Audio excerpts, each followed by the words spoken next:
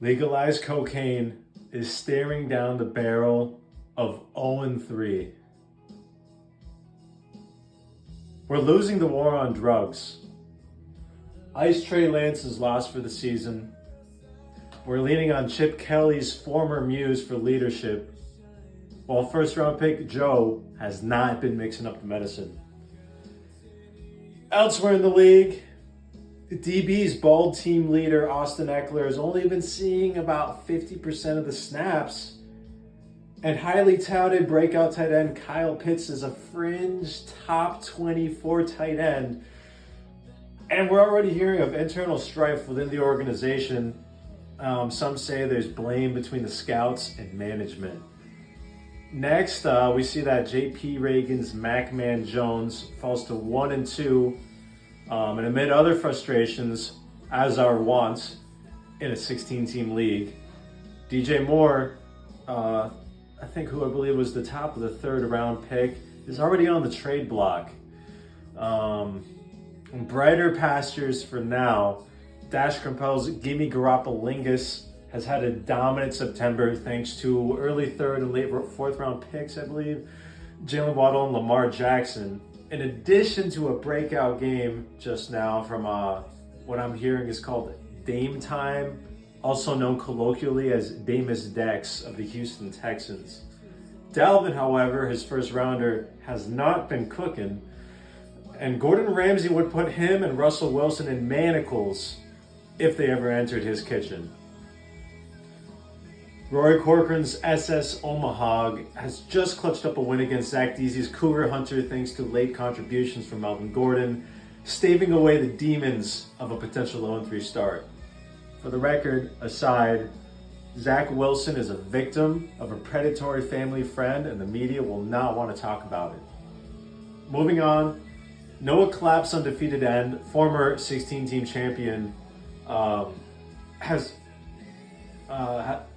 his undefeated bid has come to an end as Future's Eskimo brother is booed yet again by Denver faithful, having needed a modest 20 points from the former Mr. Unlimited and coming way short in primetime.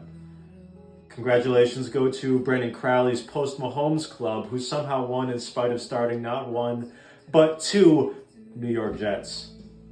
Gentlemen, this isn't a 16-man league without some misery in a highly touted, highly anticipated 2-0 clash between Adam Brody and Zach Parnes and Noble.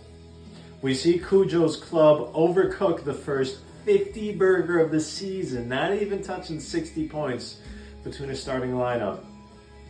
Reports are saying that there will be no water allowed at practice this week, which is a controversial, antiquated, but possibly effective disciplinary technique. Meanwhile, Stephen A. Smith is already crowning Team Brody as the championship favorite thanks to hitting a potential league winner, Amon-Ra St. Brown, the Sun God, at 53rd overall, in addition to finding Drake London at 85th overall, who was heard saying, "I've got the game in a squeeze," after his second TD of the year. Of course, we must note that Big Jerusalem also had Saquon fall to him outside the top 20, and it remains to be seen if he can continue production we haven't seen since Playboy Cardi dropped Die Lit during Saquon's rookie year. That's right, folks, it's been that long already. Ivan Figueroa's Miami Vices lost their grip despite Khalil Herbert in Week 3 taking advantage of his 30 bomb, despite sources saying Khalil was only in 4% of leagues in all of existence being started. That's right. Ivan hit the lotto and he still fell short. Don't gamble, folks. At his expense, Luke Lon's team improves to 2-1 thanks to 21 points from his 6th round pick, Cordero Patterson, who I must say is defying all odds presented in Atlanta. And I'd reckon he deserves his own wing flavor at Magic City more than Lou Williams does at this point. Finally, Christian Duprinsky's Where Your Mom At might be the most cursed team of Noah Sarabian's My Beautiful Dark Twisted Fantasy Football League 2022 Invitational thus far.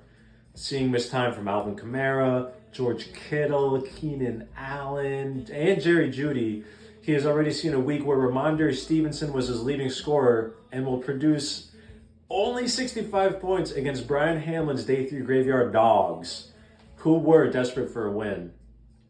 Despite being a controversial early favorite thanks to hitting on wide receiver 8, Christian Kirk with the 95th pick, and also having the best running back tandem of 2019 in CMC and Zeke Elliott, his club was also winless until tonight.